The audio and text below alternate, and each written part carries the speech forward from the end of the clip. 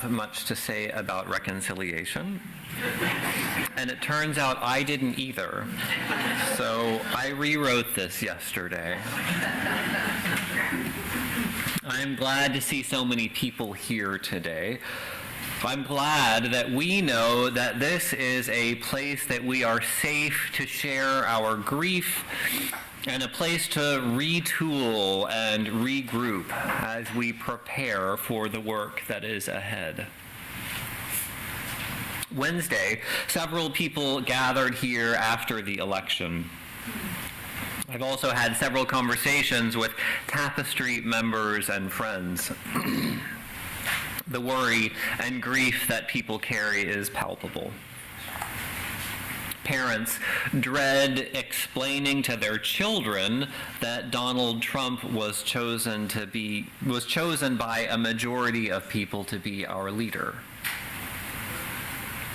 All of us fear for the sustainability of our planet, for our children and their children. Many fear the possibility of loved ones being deported or being deported themselves. Some of us fear a rolling back of LGBT rights that were so recently earned. Of course, we fear for people's access to reproductive health. Access to safe, legal abortion saves lives. I fear that the results embolden the worst factions of our society to spread their hate speech and possibly violence even more widely. The global implications are just as troubling. The likelihood of stopping genocide in Gaza is even more distant. And Trump's friendship with foreign dictators is just terrifying. I heard several people speculate about the unknown factor. What will a Trump presidency look like without the guardrails of a legislative or judicial branch to keep him in check? Take a deep breath. I don't offer this litany of fears to make you worry more. I name all of this to remind you that you are not alone.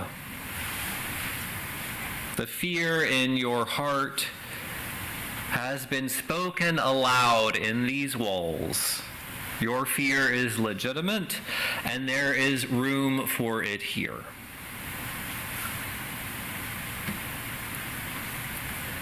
Let's talk a little bit about moving through disappointment. Surviving and thriving. It's not a fast journey. In fact, the slower we go, maybe the better. We've all faced challenges and traumas that are way more significant than we dare talk about in polite company. You had been through life-threatening stuff, or at least life-altering stuff. And we have helped plenty of other people through those journeys. Navigating grief and loss and building a life on the other side isn't about forgetting what happened. Coping is more like a long process of accepting that the things that have happened to you don't define your worth as a human being. And losing does not make us wrong or inadequate. More and more, we're beginning to understand that profound distress isn't just a mental factor. Trauma comes into our bodies as well as our brain. More and more, mental health professionals are investing in holistic approaches. Talk therapy and medication are, of course, still very useful for addressing the mental aspect, but there remains a whole world of opportunity for caring for ourselves through our bodies. I recently heard a colleague who specializes in trauma and faith communities She serves a UU congregation that experienced a very violent church shooting while she was there. She talked about our bodies metabolizing trauma. That word metabolizing made a whole lot of sense to me. We need the opportunity to feel safe and comfortable, for our body and our spirit to do the work of metabolizing, processing, sorting through, filtering out the junk, and integrating what serves us. This isn't a sorting out of mental ideas or emotions. This is about our healthy bodies doing their magic over time. In our disappointment this week, there is a lot of grief to metabolize. When I say take care of yourselves, I mean literally take care of yourselves. Get a lot of sleep, drink some water, eat some healthy food. Take time to be with the people you love. Enjoy a blanket, a book, a good movie. And don't forget to move your body and get some sunshine, especially in these days of shortening daylight hours. The day after the election, I cooked a giant pot of 15-bean soup, loaded with vegetables. Soaking those dried beans for 8 hours starting in the morning gave me something to look forward to.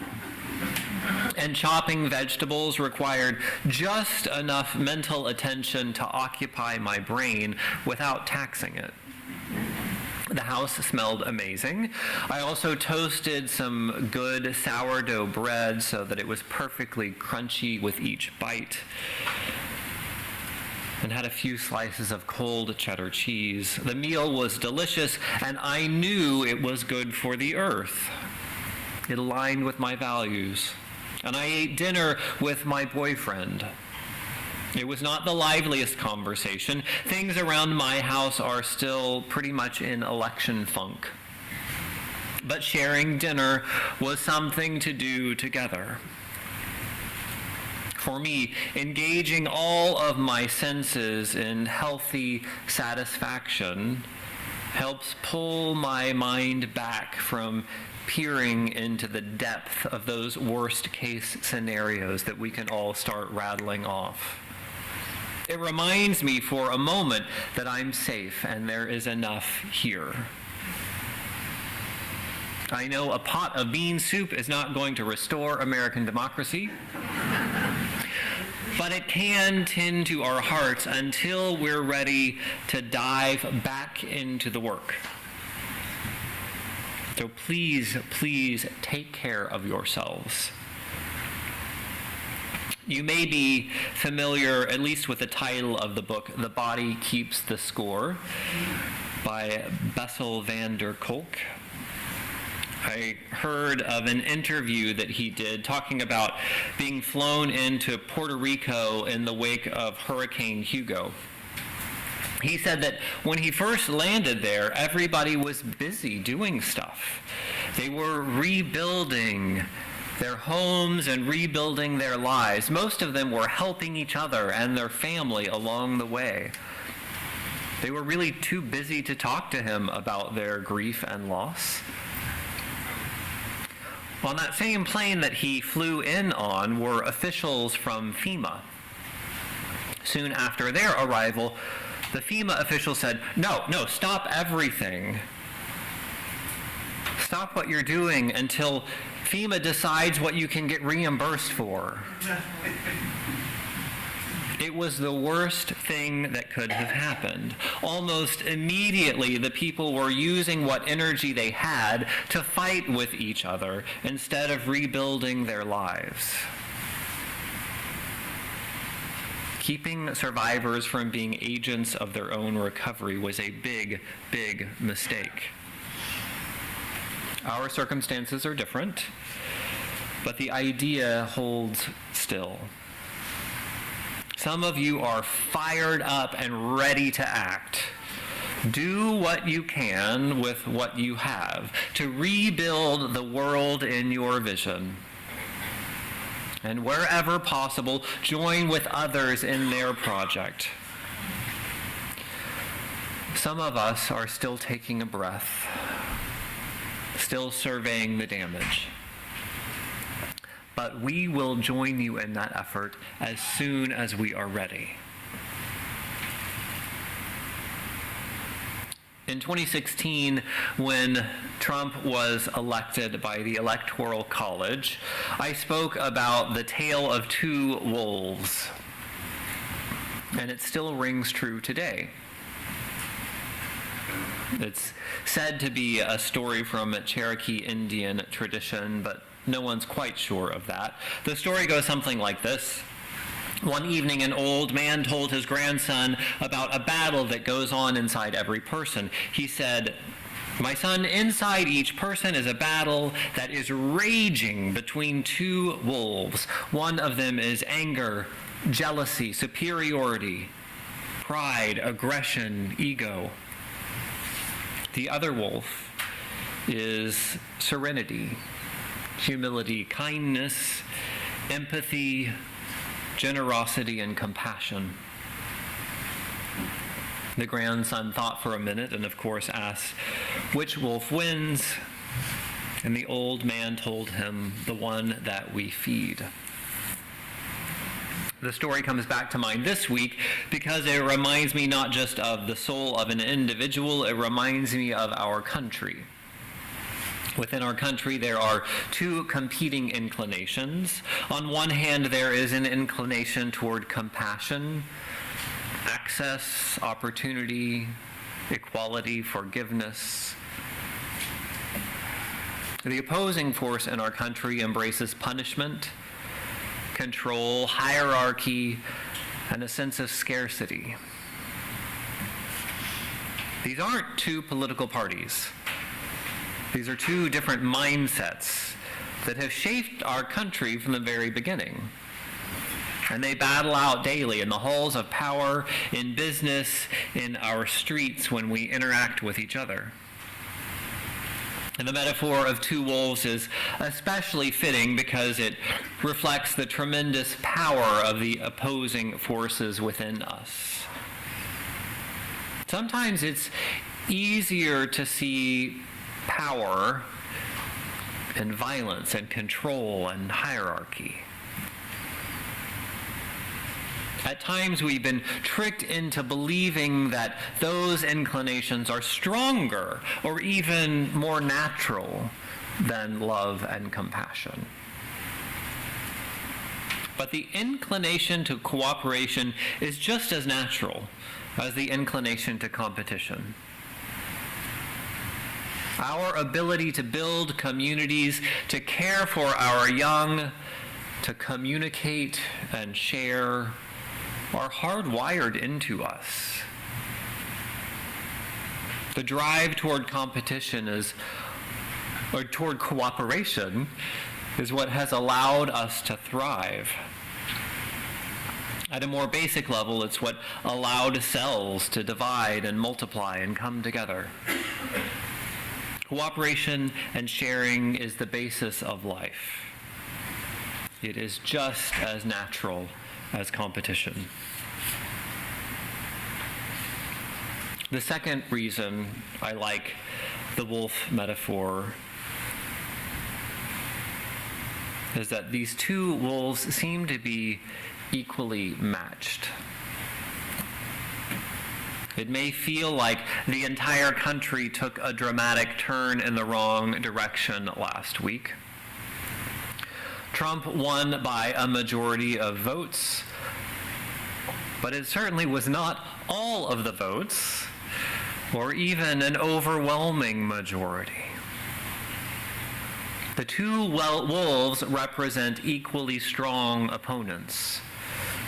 This is a story of two equally matched forces in a near stalemate.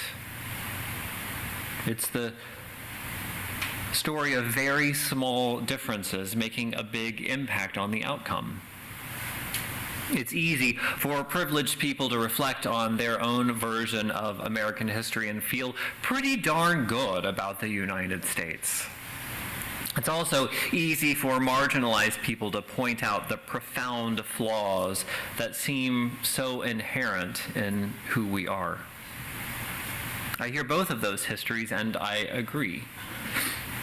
My honest sense is that these two wolves in us, these opposing inclinations, have been with us from the very beginning. American history is an unfolding story of oppression and resistance. It's a history of two wolves. It's a history of greed and compassion, doing daily battle to see who will triumph. This land that colonial settlers now call our own was taken by force from people who previously occupied it. It's estimated that European settlers reduced North American Indian population from around 12 million in 1500 to barely 237,000 in 1900. Let me help you with the math. That is 11,763,000 people killed in 400 years. It's a vast genocide. Not all was greed and murder, though. Many American colonists arrived in New England searching for the right to practice their own religion without persecution. In England, King Charles I was relentlessly persecuting religious dissenters, which led 20,000 Puritans to head to New England over the course of about 20 years. Later in the 1600s, the state of Pennsylvania was quickly set up as a refuge for persecuted Quakers. Eventually, Baptists, Germans, and Swiss Protestants and Anabaptists flocked to Pennsylvania. The lure of this religious freedom and the opportunity brought waves of new Americans. Brave people made this perilous journey for a new start so that they could live their faith with authenticity. Hundreds of years of slavery are also part of our cultural DNA in America. It's our history, and so is resistance. Just as much as slavery is a part of who we are, so are the stories of resistance, those brave people who escaped, and the Underground Railroad that was not a small project. I learned this week that around 100,000 former slaves escaped using that system of brave people going back, those conductors. They came from all sorts of backgrounds. They were free-born black people. They were white abolitionists, former slaves, American Indians. Last but certainly not least, they were liberal churches and their clergy that played a role in that liberation journey. Now, I chose those two examples of American history because they point to some of the earliest roots, but it's really kind of an arbitrary choice. In any decade, in any year, in any region of the country, I could have found stories of both oppression and resistance. There are two wolves inside the soul of America. One wolf is anger, aggression, scarcity, exclusion, domination. The other is compassion, generosity, kindness, opportunity, welcome. We choose every day which of these two wolves we will feed, and the balance between the two is neck and neck. That's why our small efforts matter. While we are a part of a very, very long history, I invite you to see the election of November 5th, 2024 as a beginning of something new for you, or perhaps for us. It was not just the end of a nasty campaign. It can be the beginning of a new commitment to standing with the most marginalized among us, or for speaking out your own truth for justice. And those actions can take 100 different shapes. Yesterday, I ordered some rainbow ribbons and pride-themed t-shirts and hoodies so I can be more visibly out. I want young queer people to know that they are not alone.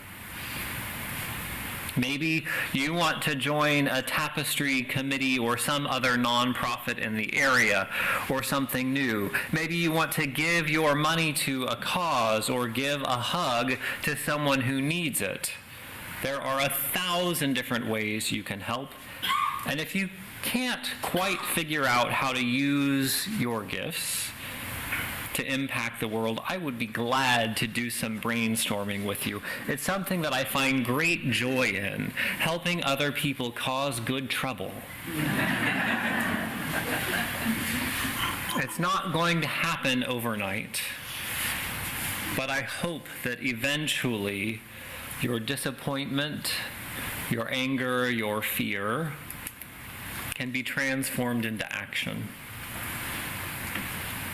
The election of an explicitly racist, misogynistic, power-hungry Donald Trump is not something that we can ignore. This struggle in the soul of our country is not an easy one. We didn't choose it, but it chose us. In a strange way, Unitarian Universalism was made for moments like this. You all are here for a reason this Sunday, after all. It is time to transform our fear through taking action together. Amen.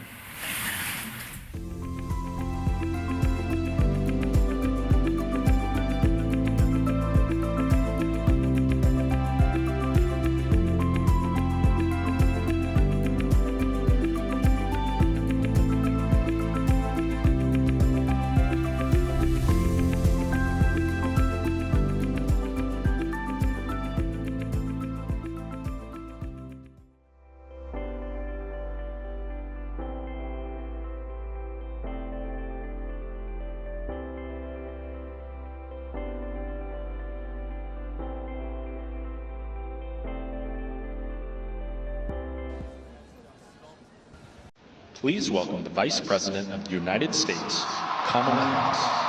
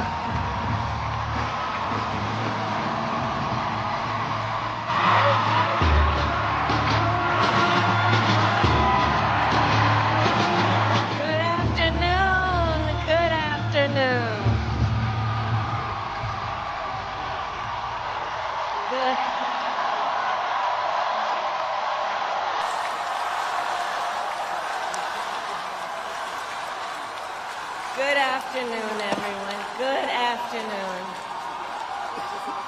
Good afternoon. Good afternoon.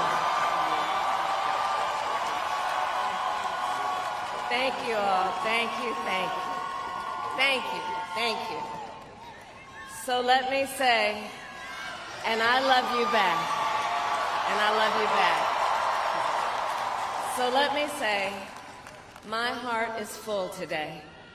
My heart is full today, full of gratitude for the trust you have placed in me, full of love for our country, and full of resolve. The outcome of this election is not what we wanted, not what we fought for, not what we voted for, but hear me when I say, the light of America's promise will always burn bright. As long as we never give up, and as long as we keep fighting.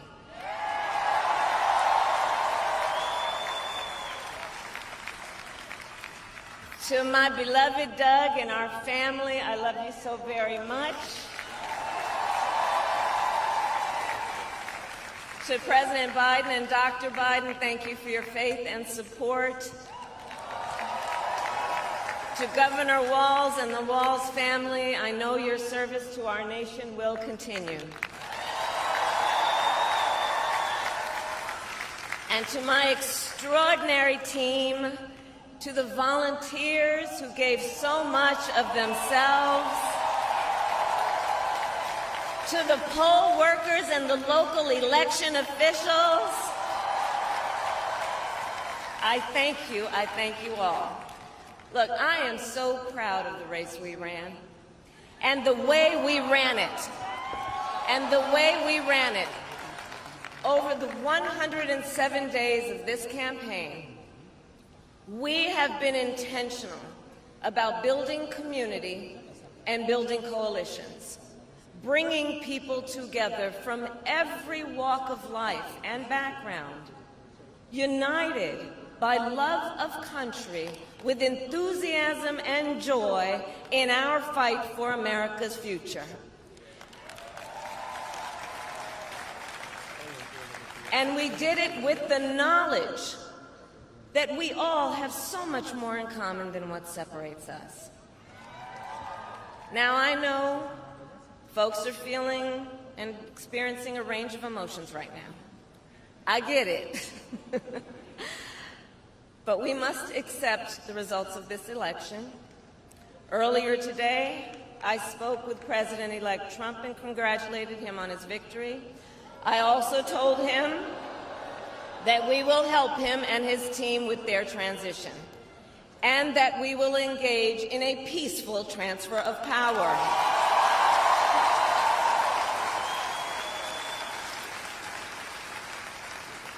A fundamental principle of American democracy is that when we lose an election, we accept the results.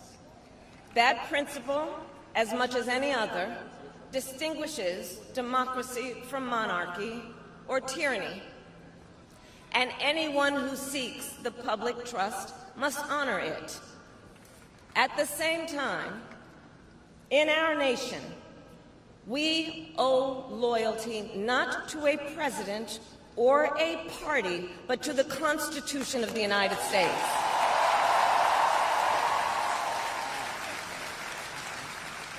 And loyalty to our conscience and to our God. My allegiance to all three is why I am here to say, while I concede this election, I do not concede the fight that fueled this campaign.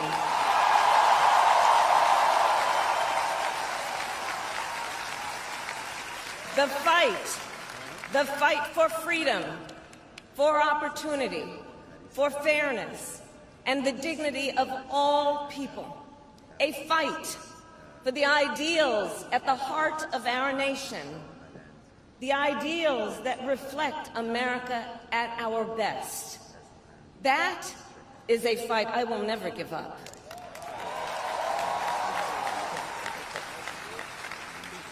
I will never give up the fight for a future where Americans can pursue their dreams, ambitions, and aspirations, where the women of America have the freedom to make decisions about their own body and not have their government telling them what to do.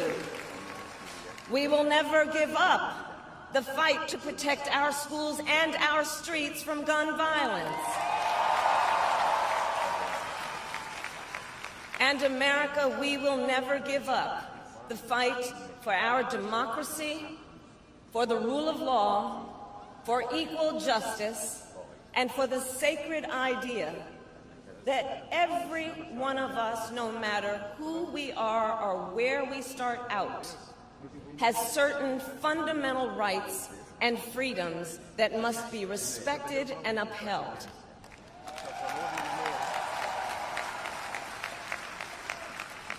And we will continue to wage this fight in the voting booth, in the courts, and in the public square. And we will also wage it in quieter ways, in how we live our lives, by treating one another with kindness and respect, by looking in the face of a stranger and seeing a neighbor, by always using our strength to lift people up, to fight for the dignity that all people deserve. The fight for our freedom will take hard work, but like I always say, we like hard work. Hard work is good work. Hard work can be joyful work. And the fight for our country is always worth it. It is always worth it.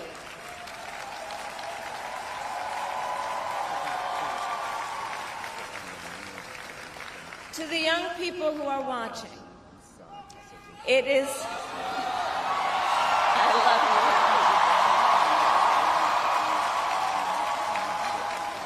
you. To the young people who are watching, it is okay to feel sad and disappointed, but please know it's going to be okay. On the campaign, I would often say, when we fight, we win. But here's the thing. Sometimes the fight takes a while. That doesn't mean we won't win. That doesn't mean we won't win. The important thing is don't ever give up. Don't ever give up. Don't ever stop trying to make the world a better place. You have power. You have power. And don't you ever listen when anyone tells you something is impossible because it has never been done before.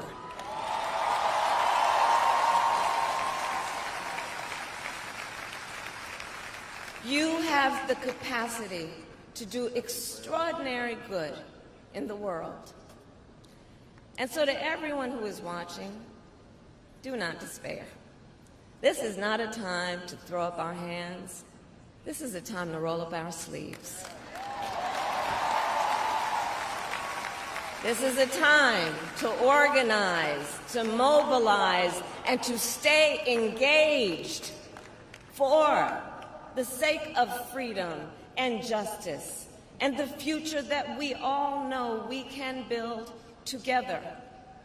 Look, many of you know I started out as a prosecutor, and throughout my career I saw people at some of the worst times in their lives. People who had suffered great harm and great pain, and yet found within themselves the strength and the courage and the resolve to take the stand, to take a stand, to fight for justice, to fight for themselves, to fight for others. So let their courage be our inspiration. Let their determination be our charge. And I'll close with this. There's an adage an historian once called a law of history, true of every society across the ages. The adage is, only when it is dark enough can you see the stars. I know many people feel like we are entering a dark time, but for the benefit of us all, I hope that is not the case. But here's the thing, America, if it is, let us fill the sky with the light of a brilliant, brilliant billion of stars. The light the light of optimism, of faith, of truth, and service.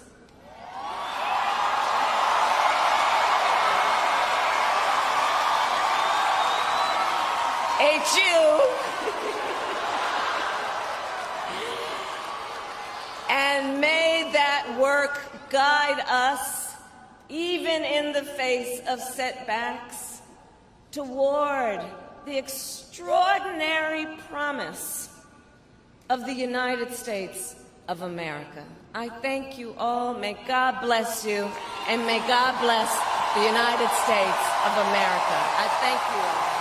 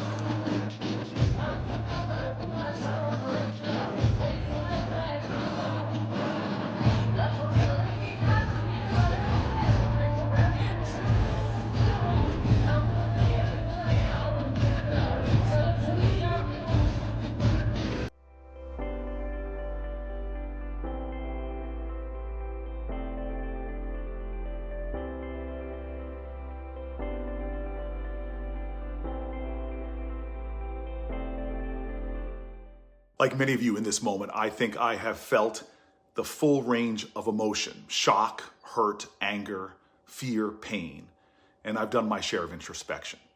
It's hard to work through the consequences of this election, from Project 2025 to Trump threatening retribution and even prosecution against people who stood against him. So yeah, it's hard now, and there are tough times ahead. Things are not okay.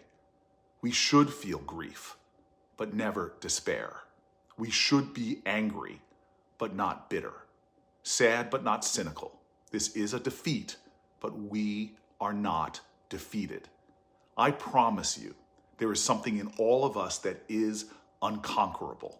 Take instruction and inspiration from those who came before us, our ancestors, in our nation's long history, what they had to take on, the setbacks they faced, and how, despite tragedy, wretched oppression, unimaginable loss and grief, they kept working to overcome and move our nation forward. Our ancestors' legacy to us is a master's class in invincible spirit, to never giving up, to unconquerable love. I don't know for sure what's gonna happen. We have to be ready, though, to stand up and do the work. I know we may lose some of the fights ahead, but if we fight, we will win some too. In this time, we should make extra effort to care for one another, to find, create, and deepen community. We are here for a purpose. Now more than ever, other people, this country, and even this world needs us to do a lot of good, as much as we can. Donald Trump is president, and Republicans will control the Senate. But we are not powerless. We can still love one another. We can still help people. We can still protect people. We can still put our arms around folks, and to someone today, we can be a ray of light in a dark, tough time. We can, we will do good, because no righteous word, no noble act, no kind deed is ever in vain. We are our ancestors' dreams and the only hope for a better tomorrow. Let's be hope, not look for it. And let's start now.